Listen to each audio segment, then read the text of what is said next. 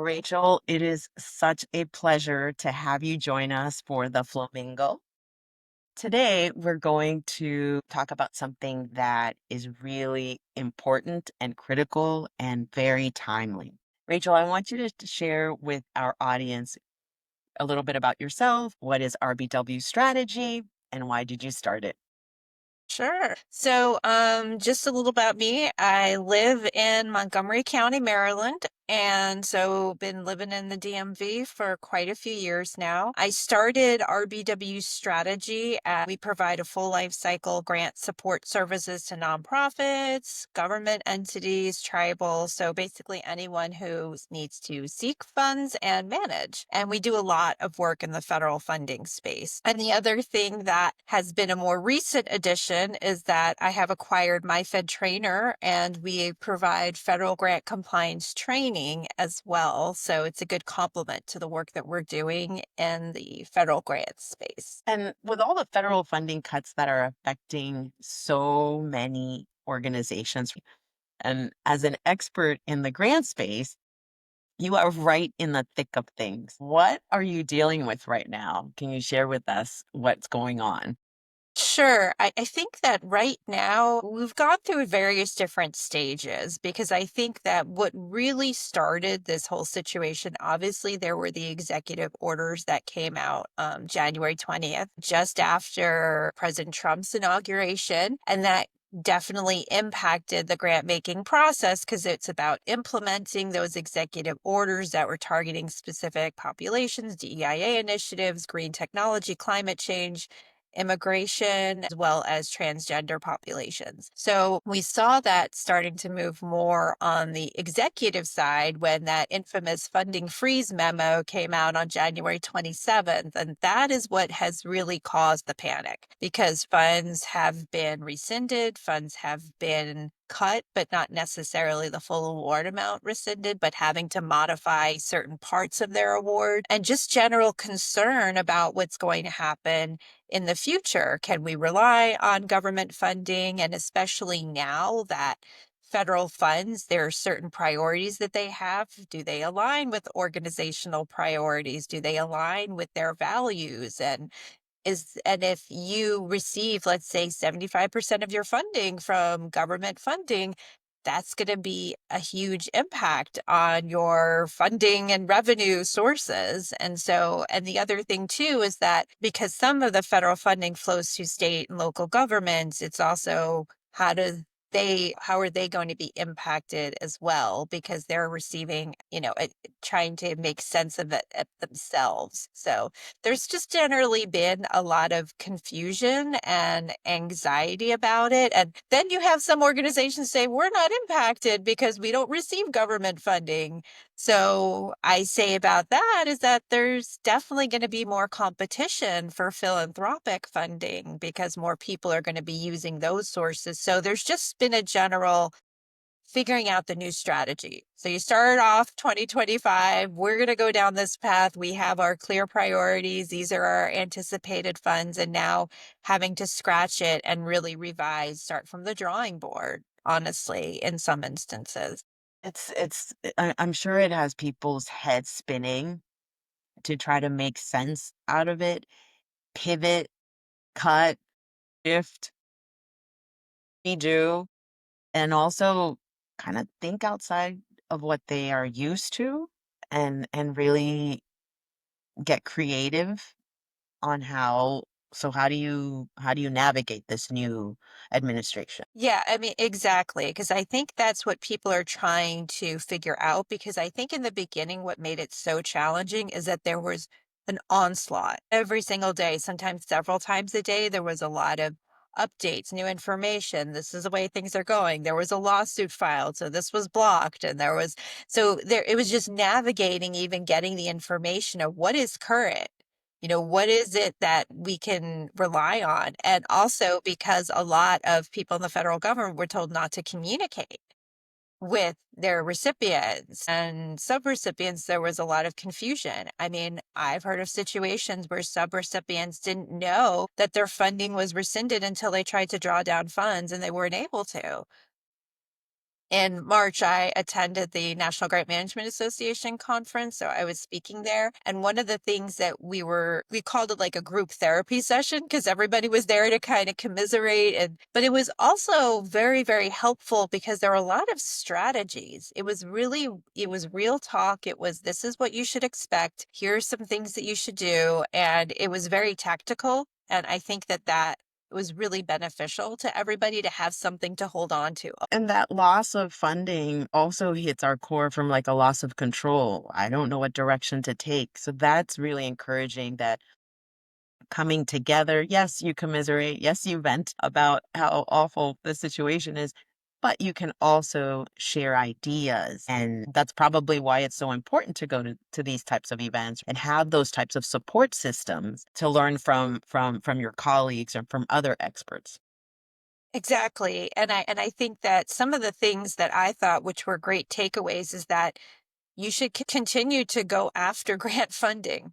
You should always continue to be a good steward of that grant funding, have strong internal controls, because there's going to be more scrutiny, and understand the termination clauses in your notice of grant award. So it's just doing that due diligence of understanding your awards, understanding how funds are drawn down, understanding the partnership agreement. So let's say your grant is terminated, you have contractors that you need to pay out of grant funding, issuing a stop work order. So things like that can kind of help you navigate and knowing when to contact an attorney, what legal rights you have. Those are things that I think are really powerful because then it gives you a sense that I can at least understand how to navigate grant by grant. It might be grant by grant. It's not necessarily going to be a global way that you're going to address each situation because I think that each one is a little bit unique. That's really encouraging and also relies on more strategy versus like, I'm going to do the things that I've always done. It worked before. What worked before is not going to work in the future, and it's definitely not working right now. You had mentioned in the past about we are in a moment in time, and because so many things are changing, this is what we know right now. Can you speak a little bit more about that? Yeah, because there's been so many changes and updates, what is happening now may not be the same situation a month from now. There could be a lawsuit. There could be a new executive order. There could be some other changes that happen. I think the biggest thing that we want to recognize, a lot of this is impacted by the federal budget. So when the budget was the continuing resolution approved on March 14th, that kind of paved the way for understanding how funds are going to be spent from a grant making perspective. And so it gave some insight into what are the grant making priorities, what are the areas that are going to be receiving funds. And that's going to be further impacted on October 1st when the official federal funding cycle begins again for the new budget. So I think that we have to look at it in terms of what are the milestones that we should be looking at that are going to impact the fallout and the decisions. Like we're seeing a lot right now because so much of it is guided by those executive orders and implementing those executive orders because those have to be translated into legislation. And so that is what has been the cause of so much of the changes and the chaos that has ensued. How do you deal with that? Because I think it's great that you're recommending don't stop asking for grants, don't stop going after grants. But then there's a little bit of that fear of, it's like, well, is that grant going to be around once another executive order comes through? Or how do you reconcile those things? I think you have to do that sort of risk analysis and say, okay, first of all, let's think about this from a strategic perspective. Okay, so if you're going to go after a federal grant, when was it issued? Was it issued before January 20th, after January 20th? And another thing to consider is that each federal agency has a strategic plan. Now, we know the strategic plans that were there during the previous administration are not necessarily the ones that are going to be in place. We just had the new cabinet secretaries put in their stead just within the past few weeks. So they haven't had time. And so a lot of those priorities are then going to be translated into the funding opportunity announcements. So I would say to just look at the opportunity, and if it's current on grants.gov, then go after it. You should. But then just be mindful that if this was not pulled off, and maybe it represents something that is antithetical to the executive orders, and maybe not pursue it. But I just think anything active, just go for it, because I think that the hard thing that people are dealing with right now, I call it the grieving process. People are Yes. grieving. People are grieving. It's a loss. It's a loss of control. It's a loss of funding. It's a loss of what we understand the normal course of business, so much of the pain. So it's just similar to what we dealt with during COVID, that feeling of anxiety, of unknowing, and just emergency and urgency, and then pausing at the same time and waiting. So it's just this constant flood of emotion. So I think that's what people are feeling, sort of the emotional state of how to grapple with that versus what you have to do as a professional to keep moving. And I know for myself, I have to always feel productive to feel like I'm making a contribution, even if it's a little thing. And so I think that that's what I urge people to do. Even just something like I'm stressing advocacy. So working with your association, working like National Council of Nonprofits have done an excellent job of being a strong voice for the nonprofit community, and others too. Maryland Nonprofits is an excellent organization as well. So I think there's many out there that, if you're sector specific, that are really advocating on behalf of their members. And so it's a great way to also feel connected, because I can guarantee you that so many people are feeling this way and trying to be proactive and working together. So I think if there's something good that's coming out of it, it's the collaboration, it's the Yes. coming together. So that's, Solidarity. yeah, it's solidarity, a good trauma bonding, like whatever you want to call it. You can call it all these things. Yeah, But I love that, that it's, hey, there are kind of stronger, bigger organizations that are pushing for and advocating on behalf of grant recipients and unite with them. That's a way of feeling empowered. Like you can do something, you can make a difference. I think so. And and as I've mentioned before, if we're going to look at COVID, and the biggest sectors that were impacted were the service industries, hospitality, restaurants, yeah, you name it. All of those were greatly impacted, and they had to find a way to pivot. They had to find a way to continue running their businesses or file for bankruptcy. That's the only way that you can manage that. And I would say that right now, nonprofits and other professionals in this space, this is our COVID. This is what we're dealing with, because we have to think outside the box. We have to be creative, and we have to work together. So I feel like this has really upended a lot of that thinking. And so we're just now at the point of laying the groundwork for what the plans are, but it's going to take some time to really come up with it. We can't expect to, hey, all right, I've got this new plan that's going to get us through the next 4 years. It's not going to be that easy, because things are going to change. And so just being okay and giving ourselves grace and saying that we just can, let's just try to get through this month. And then what is That's a next good, going to yeah, look like? short Yeah, term, short take it term. one day at a time. Yeah. That's what I've had to do for my own business. I've had to say, okay, what is it going to look like this month? Okay, this one's better than the last month. Okay, so how do we start to really reframe even just some of the things that we're doing to support clients, because it's completely different? Rachel, did you ever imagine 11 and a half years ago that you would be in this moment in time? No, no, I did not. No, I did not. Yeah, this is a new one for me. Yeah. And you have, decades of experience. You've seen cycles. You have seen some budget cuts. You have seen some shifting, but never like a tsunami like this. Exactly. I mean, we've seen a lot of changes. We expect priority changes with each administration. We expect there to be things that we may agree with or not agree with. That's just the normal course of business. But I think that the way that this is happening so quickly, and also just the way that the federal government composition has changed so much and will continue to change, that is what's also causing a lot of that, because that it has not changed to this degree in many decades. And so I think that it is really confusing everybody and trying to get a grasp on what is the new normal, what is the new way that we're going to be looking at our public sector and supporting us.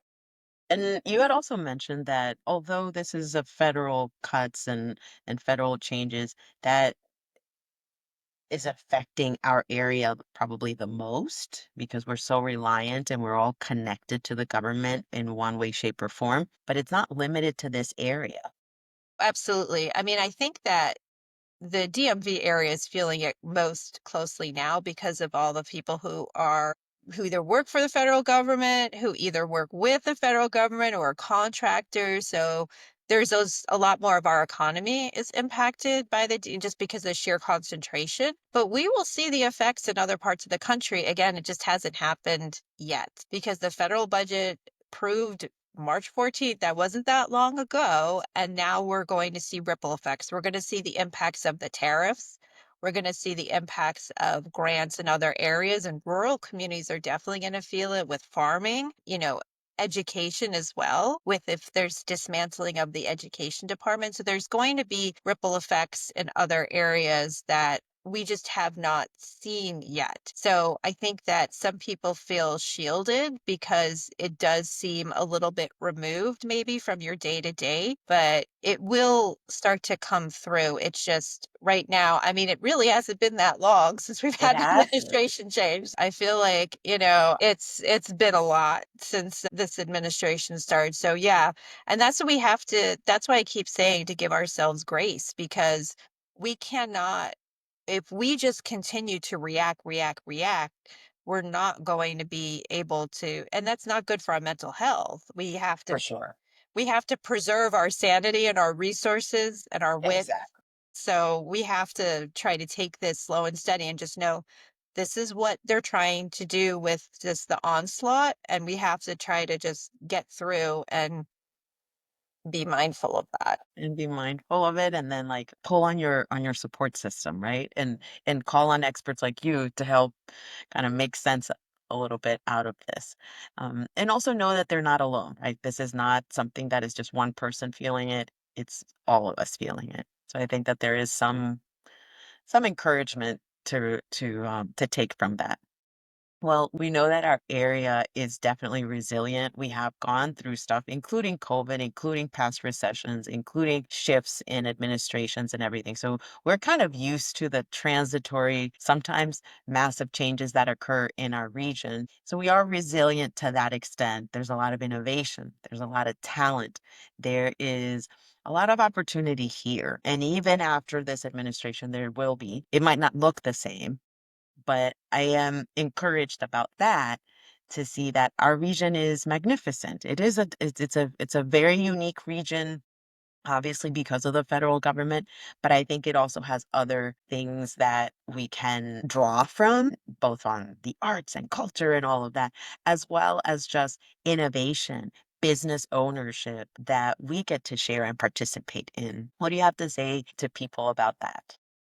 Yeah, I 100% agree. I mean, if we spend the next few years just doom scrolling and feeling sad, and I mean, and I also think about this for my kids, they're 10 and 14, and what kind of example do I want to, provide that they can look up to and say, look, just because we're living in a time that is challenging, upsetting, frustrating, you name it. There's many adjectives we could use.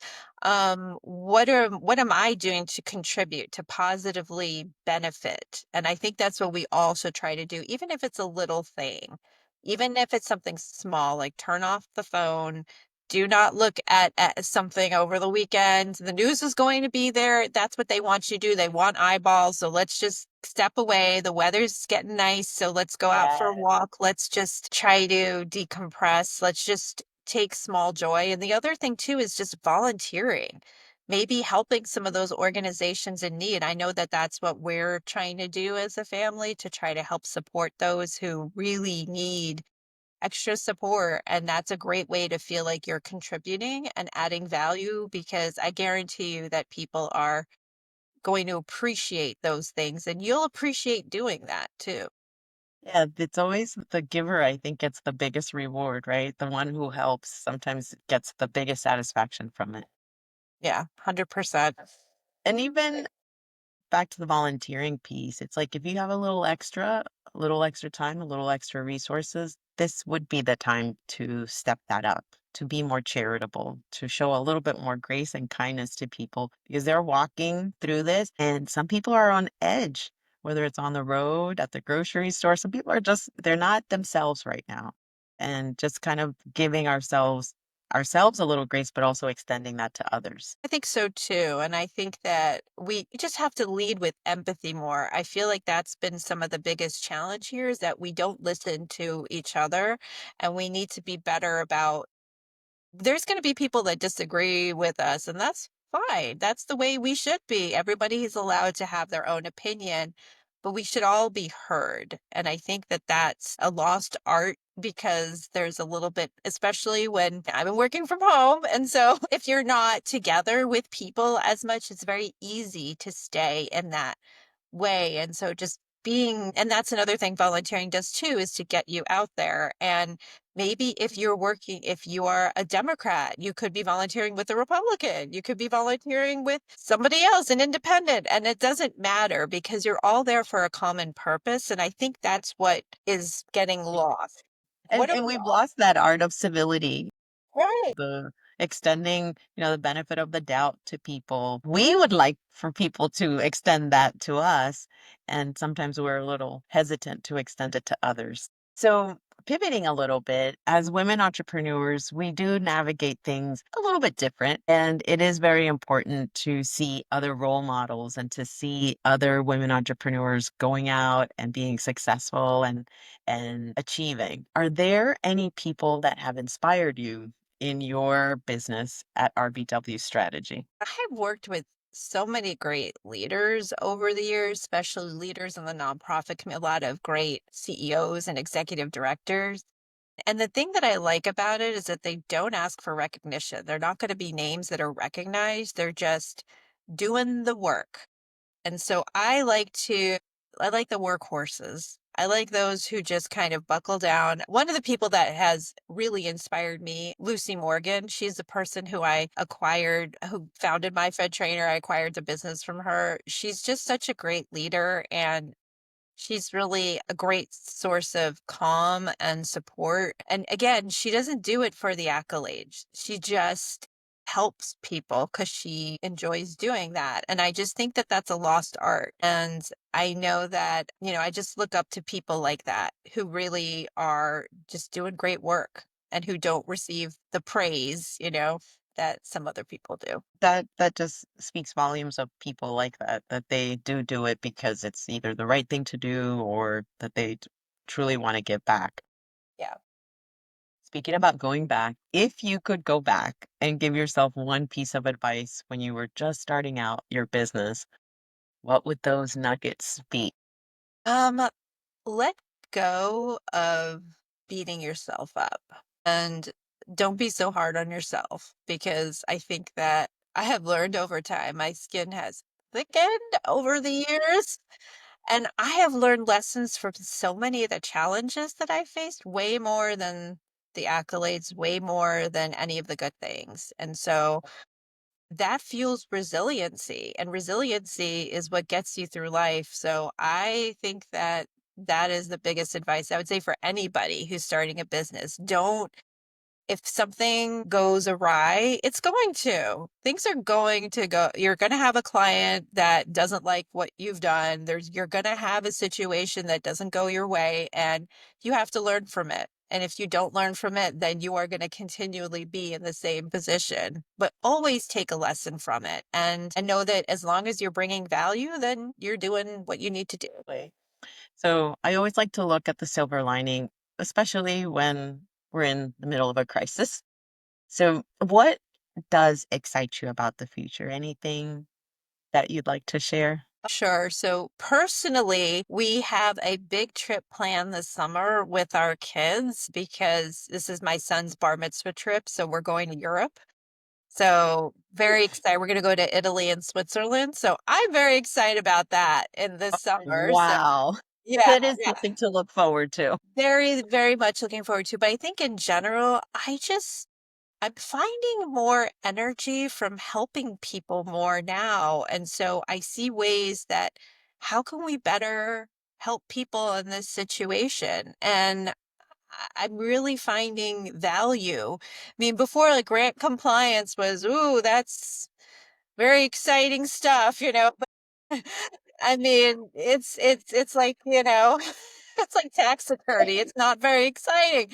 But now it's become really important and critical. So taking this knowledge that I have developed over 20 years and how do we harness that into ways that can truly help people? And so I'm finding some excitement in that. And I also see ways that other people are starting to navigate. And I think how can we better address that in a way that's constructive and making voices heard. So I just feel like we're going to see more of that as time goes on, but those are the things that I'm getting motivated by.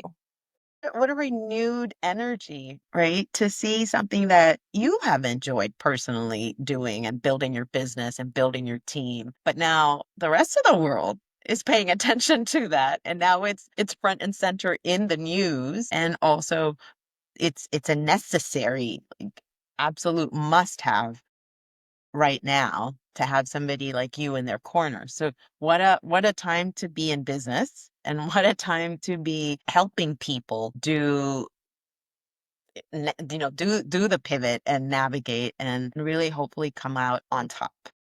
Yeah, exactly. I mean, we want our organizations to succeed because when they succeed, we all succeed.